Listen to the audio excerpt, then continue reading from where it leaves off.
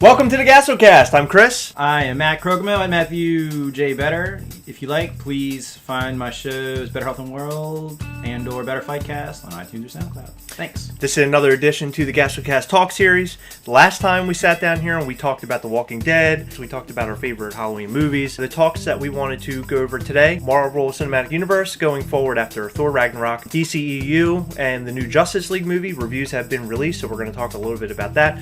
And then also our thoughts on Walking Dead Season 8, because we are keeping up to date with that. So let's start with our first topic! So we went to see Thor Ragnarok over the last couple weeks. A lot of the MCU movies, I happen to like them the more that I watch them. Iron Man 3 comes to mind.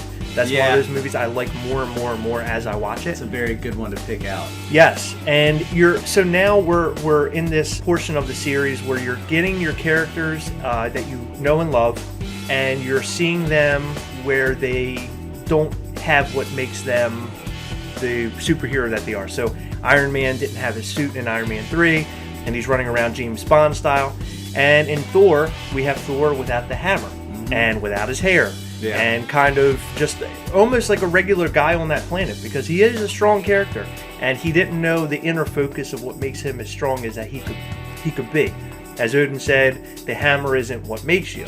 It's, he is the god of thunder, or the lord of thunder, as Korean Master likes to say. Yeah. We did get to see those superpowers finally come out of Thor and going into the future, into Infinity War. We're going to see a very strong character. Yeah, we are. This, like you said, was a great character building episode. Yes. I love it when they have to go without their powers. I love seeing how they get by. This was an interesting Thor. Yes. If I had one issue with the movie, and it's kind of the movie's strength, is its comedy. I like how they pulled it off. At times I worried it was a little too silly, especially compared to the first two Thor movies. But then I had to take pause, and I was reminding myself there was definitely some silliness in those movies, and there's definitely silliness in all of the comic movies, especially the MCU movies. I believe I am okay with it, actually. I don't think it took away from it. I was worried that it wasn't true to Thor's character, I guess. But also, could it be a true extension of a character arc on Thor and everything he's gone through? And I approve, ultimately. Absolutely. I think the director did a good job. Perhaps there could have been a couple of spots in the movie that were a little darker to make the comedy stand out a little bit more. I'm okay with a fun action romp. Yeah. More or less, and there's still the dire consequences and everything. I think the aspect of the comedy in this movie, a lot of people were complaining about it, but it makes these movies well-rounded. You walk into the theater to be entertained. And when I go to see a movie, there are movies where it has to be serious. You have, I don't know, I hate to name a movie like this, but like a Schindler's List or something. You know what you're going in for, right? With MCU movies, you're going in there for this, big theatrical release with all of this CGI and all these, enormous, larger-than-life characters with all this futuristic stuff built into it. And when you're seeing a movie like that, and if it were serious the entire time, Thor 2 was serious a lot. Yeah, people hated it.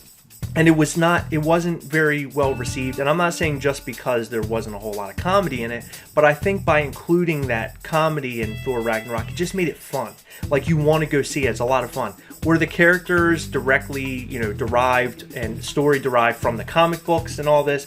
No, from as far as I know. I'm not a comic book reader, but reading a lot of the different articles that I've been reading, a lot of people were upset about Korg, and if you saw Korg in the comic book, he was so awesome, and they made him like this in the in the movie. I think that's fine. Sometimes characters don't, in the pages might be a certain way, but when you actually put them on film alongside of other characters, it might just not be well balanced and make a whole lot of sense. I'm okay with the movies taking liberties like that because you only have so much time and there's only going to be so many movies to be made. Right. Whereas in the comics, I've been doing this for like 50 years. Yes. You can't put every single thing in there. And if you try to be completely 100% faithful to everything, it ends up being boring on the big screen. So absolutely. I'm okay with that. I like the levity, and I think taking it but back in the Christian Bale Batman days, comic book movies were very serious and dark with very teeny tiny bits of levity. Now we're bringing the comedy in, but it's not quite the screwball Tobey Maguire level of comedy. It's got a nice balance, and I think it's been influenced by the Guardians movies and Deadpool. Absolutely. And I think they're really figuring out how to put all of this together. Ironically, shortly before they sort of have to blow the whole thing up and start over again. Right. Phase 4 is going to come to an end, and then. But I think they're going to be able to continue the trends that they're doing, and I'm happy with what they're doing. I'm okay with it. I think they're keeping it fresh to a bit. They're kind of, I guess, almost revamping the brand of the whole MCU a little bit, just to make it a little more funny, a little more self-aware, I guess. Yeah. Maybe Right. not quite blinking to the camera. Yeah, where Thor at the beginning of Ragnarok is talking to what seems to be the viewer and the camera. He's really talking to this skeleton that's inside the cage with him. Yeah. And that was when funny. when I watched the trailer for this movie, I thought, is it going to be like, because Iron Man 3, he was talking to the audience. You felt like he was talking to the audience. And by the end of Iron Man 3, you found out that he was actually talking to Bruce Banner the entire time, laying on the couch, it's a psychologist type of thing. That really was a really good movie. I really enjoyed it. Yeah, I really enjoyed that movie. But so I really liked the movie. You really liked the movie. It was well received. It made $1 bajillion. It's fantastic. I mean, Jeff Goldblum was beautiful. Jeff Goldblum was in it. You love Mark Ruffalo. Right. Love the Hulk characters. Tessa Thompson as Valkyrie, very popular, very well received. She murdered it in Westworld. She did a great job in this movie. I love Jeff Goldblum calling Thor Sparkles. Yeah, that was he was cool. such a creepy character. I love. Oh my God, he was perfect. Yeah. It was perfect Jeff Goldblum. Yes. Like he was perfect. They like just enough Jeff Goldblum shine through in that role, and he was perfect. I really like the look of the movie and the feel of the movie. And that a lot of people are saying it's a real throwback to Jack Kirby, who is a co-creator of Hulk, and he's one of the people that I'm pretty sure co-creator of Hulk. I think it might have been him, Steve Ditko, and Stan Lee. I can't remember exactly, but and he's more than that, just credited with really bringing comic books to life on the page more than anybody had up to them. And you can look back at his long, you can do a Google search and see the different images of his work, and you can tell like the fine detail. You look back to some of the old like Supermans where to show muscle it looks like just like these really just like rough caveman drawings. Yeah. Jack Kirby, you see like just this amazing fine detail and the bright colors, especially when they first those wide shots of Sakaar, just everything that's going on and the towers and all and everything. Well, there's portal things everywhere. I mean, this is such a beautiful movie. It was. It was a really good looking job with all the visuals. The bright colors, the music. The music I thought was great in this movie. Oh, and the play within a play. Yes, that was great. Anthony Hopkins playing Loki, playing Odin, and the cameos, the Matt Damon, the Sam Neill and Jeff Goldblum back on screen together. Yep, Not on screen together, but still in the same movie. Yes, and that was amazing. And you know what else I realized the other day watching this movie? I remembered that, but this is not the first time this has happened, where it's two actors from another movie that are in the same movie together. Sylvester Stallone and Kurt Russell. From Tango and Cash in Guardians of the Galaxy 2. Yes! This movie was great. It ended, spoiler alert, it ended with Thor. He no longer has an eye. They're aboard their ship trying to get all the Asgardians off the planet because it's about to be blown up by Surtur. Along with some of the Sakaar, too, which is pretty exciting to have them hanging out, too. Right, really and excited to see what this group does. Surtur takes his sword and basically it looks like it hits into Hela and it blows the planet up, but Hela, like, it looks like she disappears right at the end. They don't show a corpse. Show me the body. Yeah, they don't show a corpse. So that blows up, and then we're left with the Asgardian ship, after credit sequence where Thor and Loki are standing next to one another, and they're seeing this great big ship, which is, of course, Thanos. Now, reading on all the different websites that I like to read, all my MCU news, because I'm such a nerd about that, it looks like in the trailer that Thanos, when we do see Thanos in that leaked trailer for Infinity War, he has one stone on his gauntlet, and it's blue. Okay. So what do you think is blue? The Tesseract! He has a Tesseract, okay? So where was the Tesseract We saw Loki breeze by in an Yes. Asgard before So it got he must destroyed. have picked it up and taken it He then goes on board the Asgardian ship, and Thanos finds him because he's on the trek to find all of the Infinity Stones. Did Loki communicate with him to let him know where he's at, or can Thanos read where all the stones are in some capacity? Possibly. But these are things that I've been reading that it's all bringing it all together to really puzzle pieces. Does seem. I've heard another theory that he was able to track them because Loki stole it. I hadn't even considered that Loki might have been the one to contact him directly, and I feel like a fool because ever since the first Avengers movie, I felt like Loki's going to play a bigger part in the Infinity Gauntlet and the Infinity Stones on the wrong side of the aisle. So it would make sense for him. It would make sense for him to be truer to his character and his character arc. Because in Thor Dark World, we got the impression that Loki was going to turn to the light side, so to speak. But then in the very last scene, boom, he's not. And in this movie, as Sean Connery would say, playing both sides. He played both sides the entire movie. And by the end, it's, hey, I'm standing here. Thor, in the entire movie, Thor is like, when he sees Loki, he throws something at him, and most of the time it's, Loki, it's like, what would you even call it? It's like a hologram. And at the end of the movie, he throws something, and Loki catches it, like, hey, I'm actually really standing here. I'm not playing a trick on you this time. Right. So you're thinking, oh, well, Loki, he's our friend, we're all cool. But no, I think at the very, the rotten core of Loki, he's always going to be a villain. And that final scene, when I was in the movie the first time to watch the movie, and I saw the big ship, I'm like, for sure, Thanos. Oh my God, Thor and Loki are going to have to fight, or they're end up going to get injured, hurt, killed, whatever. But I think Loki is just tied up with Thanos. So I think it's going to be an interesting story to find out what happens, because also in that leaked trailer for Infinity War, the Guardians are flying in a ship, and Thor lands on their hood, like on the windshield of the ship as they're flying, the Guardians, and they pull him in. Nice. And they're asking him what has happened. And actually in that trailer, he doesn't have a patch. He has both eyes. So I guess they're hiding the fact that he was missing an eye. The trajectory that these movies are going in, I just read the other day that Thanos in Infinity War, it's going to be a heist movie. Huh. Infinity War is the first Infinity War movie. First of the, I think there's supposed to be two, Avengers 3 and 4. It's going to be a heist film with Thanos trying to track down all the Infinity Stones. Oh, so Thanos is going to be the one he's going to be the heister. Right. And apparently in the trailer, the leak trailer, he's wearing like this garb. It's not like armor or anything. He's wearing like this, I don't know, it looks like a spiritual kind of outfit. And they said that he's on a spiritual journey. So it's like he's wearing like the clothing of his people, and he's going to find all these Infinity Stones in order to take over the entire galaxy. In the comic books, he was in love with Death. Yeah. Lady Death. Mm-hmm. And Hela seems like Lady Death to me. Very well could be. So I don't know if he already knows who she is, if he like meets with her in Infinity War. I don't know how all that works out, but I would love for that arc to actually occur and for her to play a part in all this. That's interesting. It's a spiritual journey for him. Is he kind of like Hela and Darth Vader and those kind of villains where they view themselves as heroes because they are the rightful rulers of everything in existence, and they are the key to peace, ultimately? Yeah, and I think Hela as a villain, I really, really liked her. Yeah. Now, I thought she was going to be more incredible and a better villain in this movie upon the previews and the trailers. Yeah. She didn't really live up to my expectations, but she was just okay, and I was fine with that.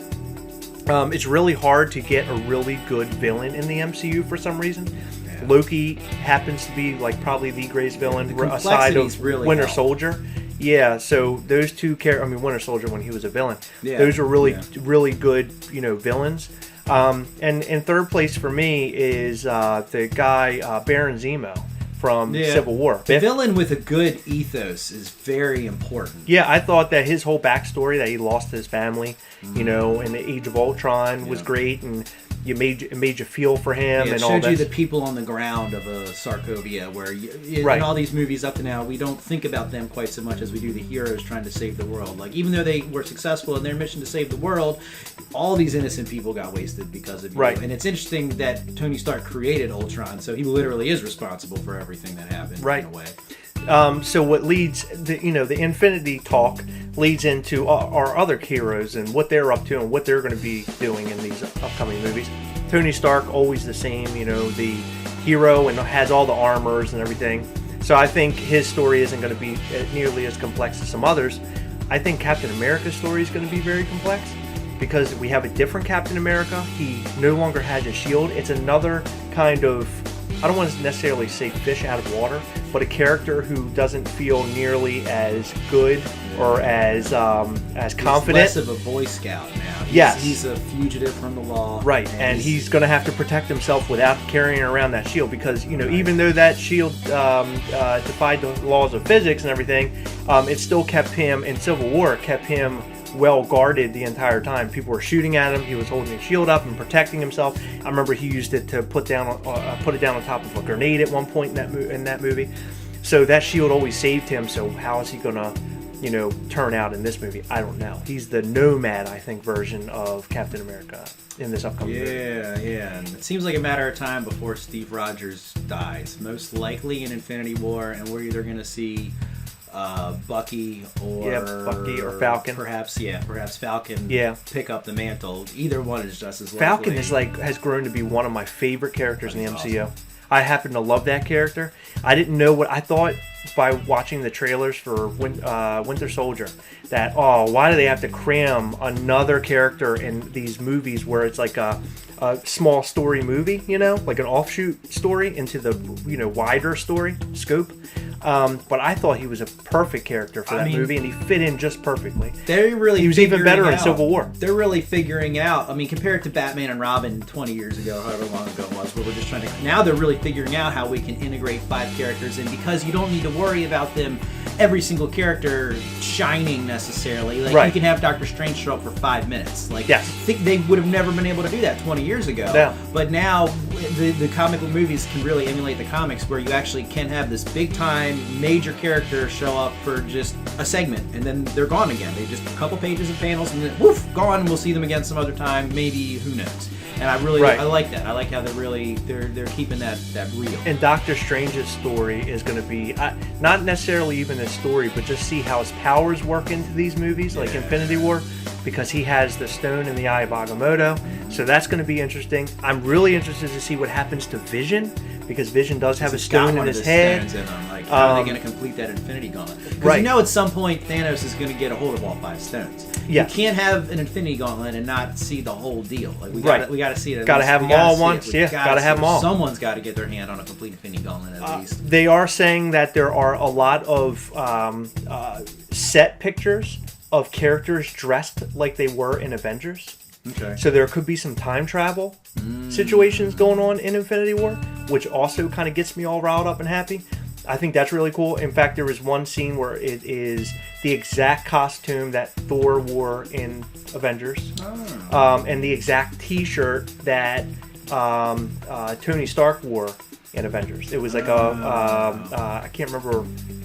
It was a band T-shirt. I can't remember. Oh, Black Sabbath. I don't know how I forgot that. I don't know. He's wearing like a Black Sabbath shirt. Of course. Yeah, so that's going to be interesting. The other dynamics, you have Hawkeye, who is now another fugitive.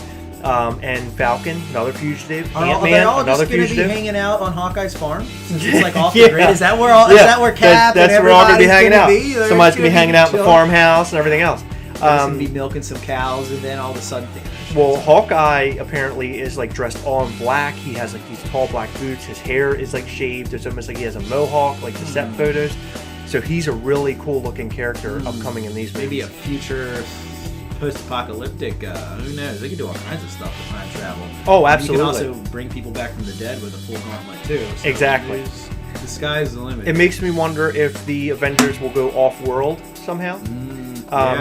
Yeah, if the Avengers go off-world, that'll make it an even better, more interesting story. Yeah. Instead of coming to the planet Earth and destroying the planet Earth, as we've seen in many of the other Avenger movies before.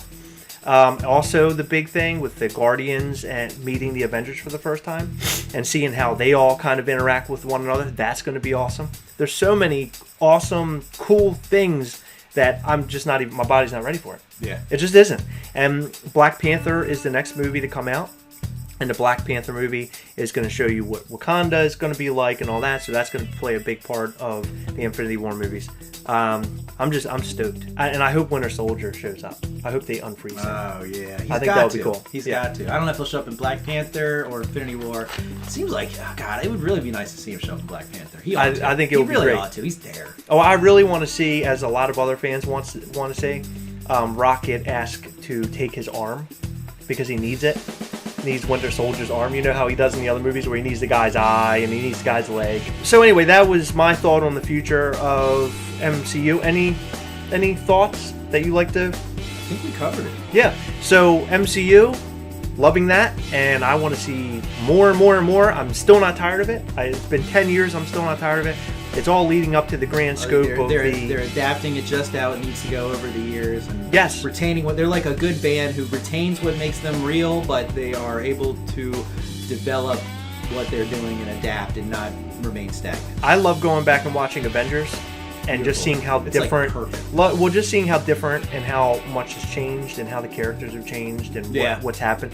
I just think it's great. The misstep, in my opinion, the only misstep in the series, there have been a lot in the movies, but I mean storyline-wise, was the fact that he killed Quicksilver.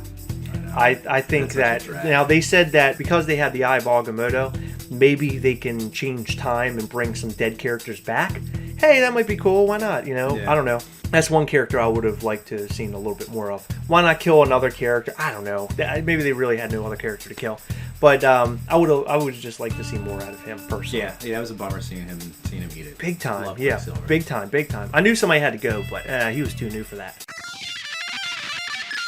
So, Justice League.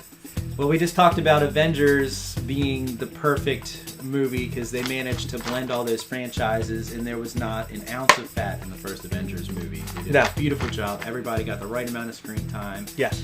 The interplay between all the actors and the characters, a masterpiece. Yes. I don't expect Justice League to quite be that, even though it has good old Joss Whedon attached to it. I am I'm cautiously optimistic about it. I'd heard that they were holding back critic screenings until like the night before it came out. Fortunately, some critics did just get an early peek at it, and they're not allowed to release their full reviews yet. But the tweeterings have been cautiously optimistic also. Yes. Looks like the villain might be a little weak, a little too CGI. Same goes for the villain in Wonder Woman. He was weak. Yeah. I didn't like him at all. Well, I mean, there were a couple of cool villains in Wonder Woman. The quote unquote twist at the end seemed like it was being telegraphed almost the whole movie. Putting that little old man's face in that big suit of like armor and stuff was so stupid. Watching it in the theater, I was just like, oh my god, why are they doing this? Yeah. I didn't like that at all. I wasn't a big fan of Wonder Woman. I'm going to be honest. I'm not a big fan of pretty much any of the DCEU movies that have come out yet. Batman vs Superman, I will say I enjoyed that. I was a big fan of that movie. I enjoyed watching it. Don't get me wrong. I wouldn't sit here and tell you, oh my god, go out and see it now. You have to see this movie. But a lot of people were like that with Wonder Woman, and Wonder Woman didn't do a thing for me either. So I don't know. Wonder Woman was it was a very competently made superhero movie. Right. It didn't really seem like it brought much new to the genre. The DC movies have kind of a different vibe. Kind of still got that Zack Snyder, Christopher Nolan sheen over it just a little bit, and that's not necessarily a bad thing. I mean, it was cool, but it didn't really bring anything special. A little throwback to some Captain America-y kind of stuff. And it just felt like they were trying to get it right. Like, they weren't taking any risks. Right. So, so I don't have the highest expectations for Justice League. So I'm excited to see how they pull it off. I hear the heroes get on pretty well. Yeah, the team-ups are cool.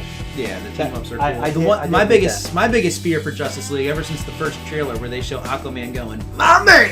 Like, he's supposed to be living underwater in like a prehistoric, I hope that line gets justified. Cut. Oh, not don't. cut. Okay. It's not going to get cut. Oh, okay. At this point, I'll get mad if it gets cut because it's kind of a cop out. But I hope there's like some scenes where he's like learning the dialect of the modern man, like the Hasta La Vista baby from Terminator 2. Yeah. If it turns out to be something like that, I'm perfectly okay with it. So he's like learning from young John Connor. So don't tell me he came out of ancient Atlantis saying, "My man, what's up, bro?" Like, oh no, please no. Yeah, that'd be very I lame. love Jason Momoa. He got a special place in my heart as Khal Drogo from Game of Thrones, one of my all-time favorite media creations ever, and he was a great character in it.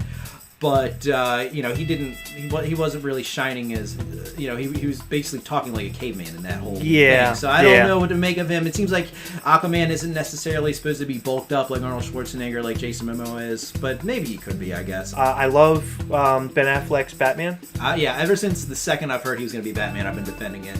I think the people that can't get past it is because they just can't divorce Ben Affleck from all of the roles that he's already played in the past. But he is legit, from The Town to Argo to Gone Baby Gone. I'm sold on Ben Affleck being an actor, writer, we just need to be director, very careful producer. Because Casey Affleck right now is up on some of those charges with the sex offending stuff. Yeah. Jeez. So I'm hoping Ben doesn't get caught up in that, and then we have to CG Ben out of the entire thing. He's all into the Miramax soup too, man. Oh yeah, big time. Superman has a mustache, and people were apparently reviewers were like, "Hey, what's up with the mustache?"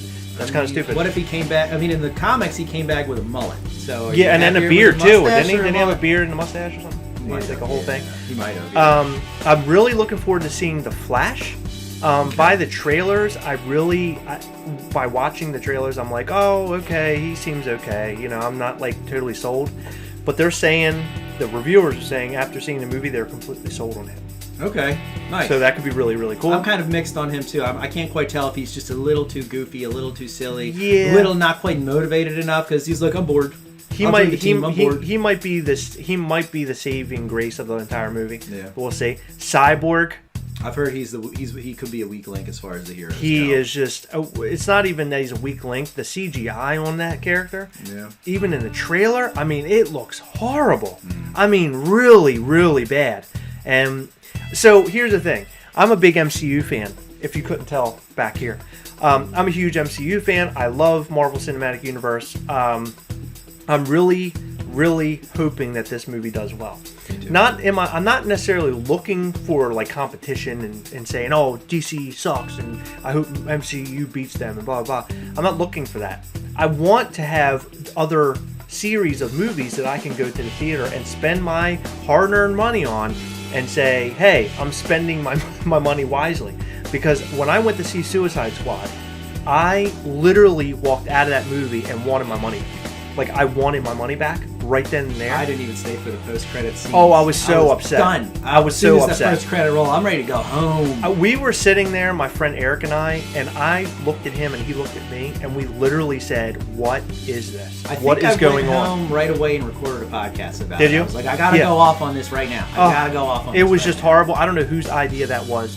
Well, as we know, when Batman v Superman was being tested, that people were complaining that it was too dark, so then they had to jam a bunch of comedy and reshoot everything, and Suicide Squad got it even worse than Batman v Superman because of those reviews, because it was still a little early and a little more able to be molested, and hopefully that, and it worries me because Justice League had sort of some reshoots and revamps, but that's because Zack Snyder had some personal issues, I guess, not so much with test audiences. So cautiously optimistic, but I don't think it's going to be the beautiful, perfect picture that Avengers painted. I think they're figuring it out.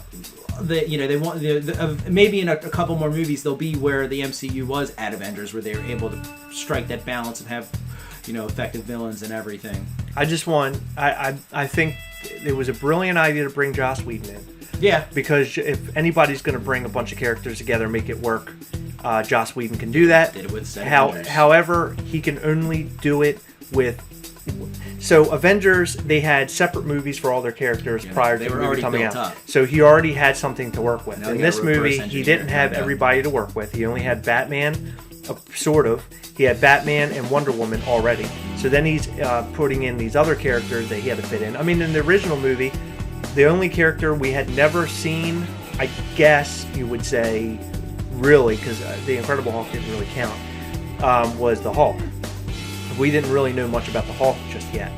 So, or that variation of Hulk. Yeah. So that was its own thing. New Bruce Banner, the whole nine.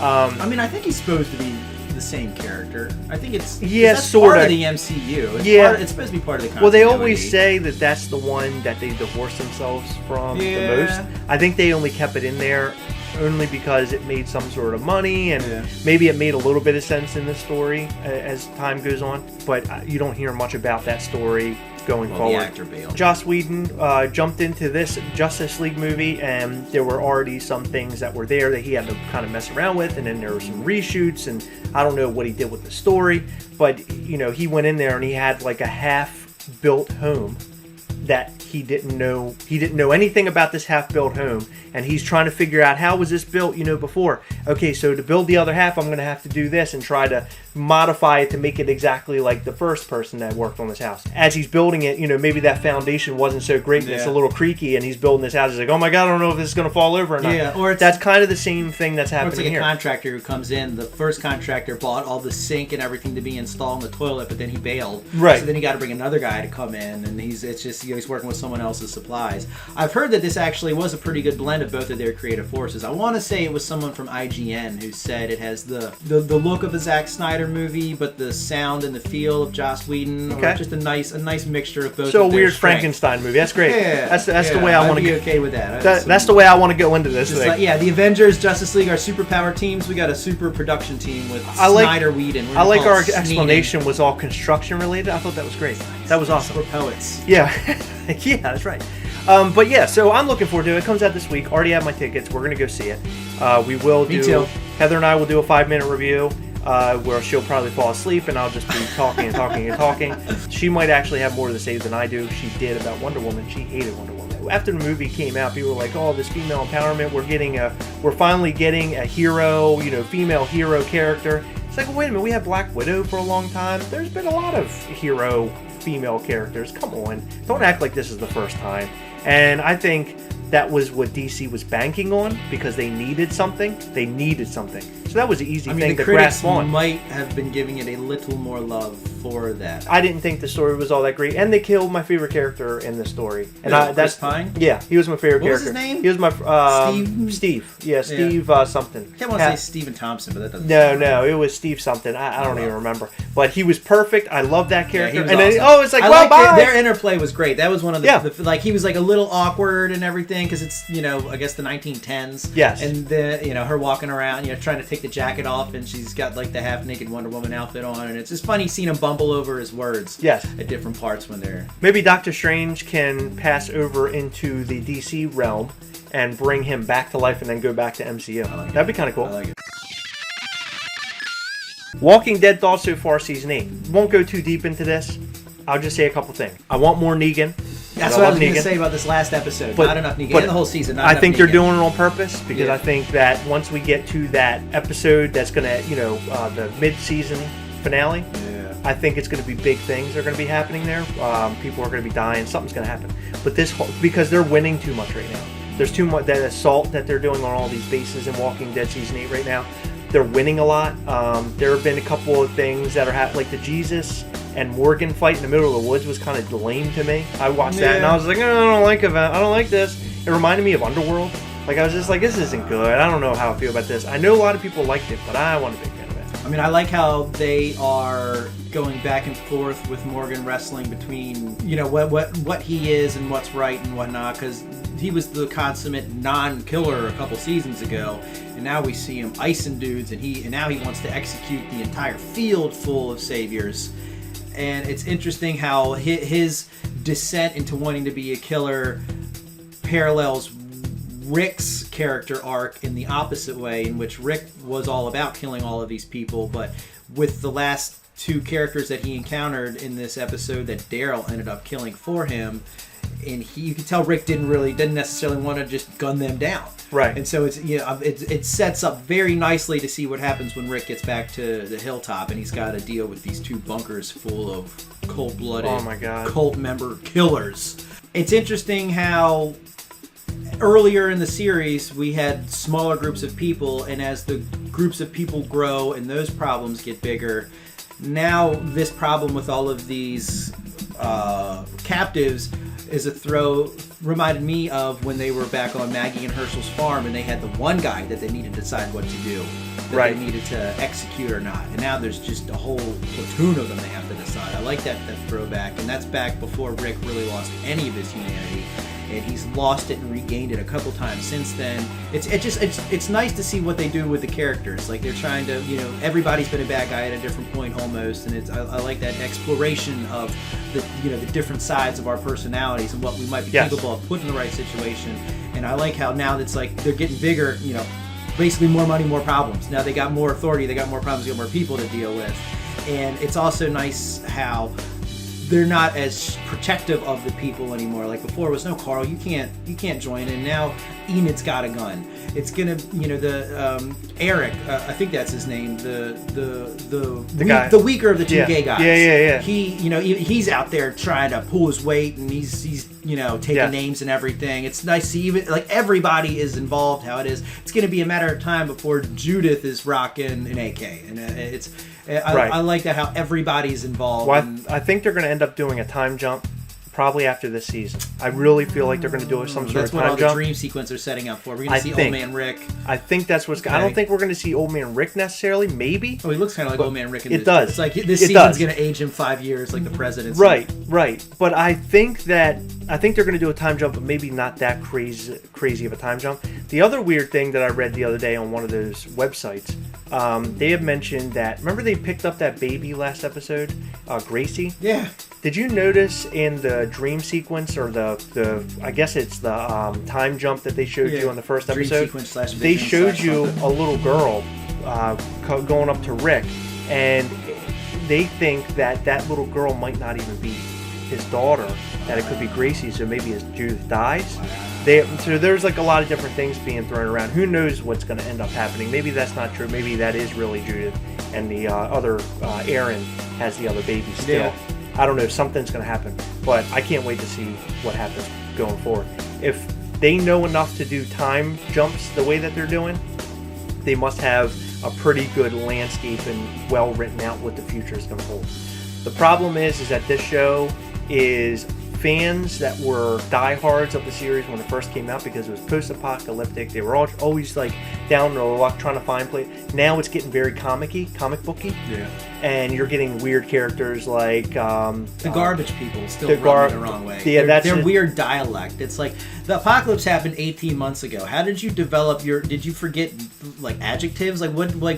Why are you talking like this? That happened. Why is this happening? That happening. What's his face with the tiger? Ezekiel with the tiger. His speech patterns kind of bother me a little bit here now too. I'm like, I don't know how I feel about it. I don't mind him so much because it's like going to the Ren Fair and like meeting those people.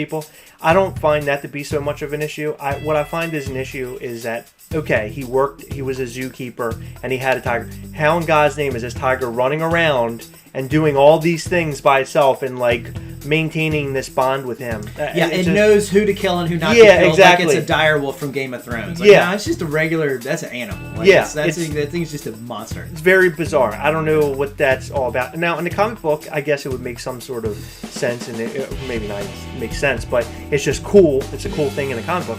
But in this television show, sometimes it just feels a little out of place. There are a lot of things that are feeling out of place. Morgan and Jesus fighting in the wilderness the way that they were out in the woods or whatever. That seemed out of place. Like, wait a minute, we're Walking Dead. We run around with guns. We're killing zombies. Why are you guys fighting with sticks? What's going on? Why are we doing karate moves in the woods? I don't know. It just kind of rubbed me the wrong way. But my point that I'm getting at here is that it's losing a lot of fans because they're doing a lot of... They're trying to broaden the horizon, so to speak. And they're trying to keep up with what the comic book, what they were doing and where they were. Yeah. And it makes me wonder, how far can we go into this comic book world when they set up this very ultra-realistic situation if zombies were to become a thing. Yeah, The Walking Dead's getting too It's developed. clashing. It's too overdeveloped. The landscape's getting too developed. It's clashing There's going to be a little too Walmart much. there soon, and it's Yeah, just right. not going to be the same. It's not going to feel like the apocalypse anymore. As long as they don't put a dragon in there, and the dragon is wearing Dragon? Yeah, zombie dragon with sunglasses with a cape on or something flying around. As long as they don't do something really, really crazy and out there, I'm fine with it. Yeah, I mean, it's the natural evolution of the landscape. There's going to be more people. There's going to be more societies. There's going to be more what have you. And I think this season has been a big payoff so far to all the building that was happening last season. Yes. We've had 3 episodes in a row where it's just all the action that everybody's been craving. They're doing a great job jumping back and forth between the different storylines. I think the pacing is pretty good. But as far as the overall pacing of the season goes, I don't think you can't just do 10 episodes of 4 different storylines of a whole bunch of different handfuls of people fighting each other and doing this and that. I like how with these serial cable dramas, and especially with Walking Dead, they'll take an episode or 2 off and they'll just focus on one character. People are usually mad about those, but then once but those episodes make you really appreciate the episodes that have everybody in them, and I think I think this next episode might be a good time to have maybe that Negan origin story or something like that. I think we could, and especially since the way the last episode ended on kind of a cliffhanger where all the Kingdom people were getting shot out and Ezekiel's covered in the bodies of his people that got wasted. But I think that it's a good cliffhanger to make us wait another week.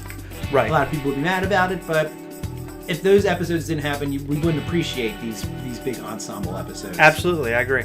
But I think the season is going great so far. I'm hoping to see more, and hopefully we don't get another episode of all the beach people, because that really killed the last season for me. I want to see more Maggie. I want to see Maggie. I want to see more Maggie being an awesome character. I like her strength, and I think it's funny because she's the one who was more leaning towards killing all those prisoners when they showed up, and Jesus did not. He probably thought that she would be more on his side. So I'm very interested to see her and her. I want to see her and Rick's next interaction. Me too, especially. But that is the end of this episode of Gastlecast Talks. Thank you, Matt, for being here once again. We will do this again. More Gastlecast Talks will be coming in the future. And let them know where you're at again. I'm at Matthew J. Better. I'm a credentialed writer, podcaster. Subscribe to Better Health in the World. On iTunes or SoundCloud. You can hear me talk, have a slightly different, mostly spoiler-free talk about Thor, and I talk about a little more Wonder Woman in this last episode, and I also do Better Fightcast. It was great seeing you. Thank you for watching. Come back again.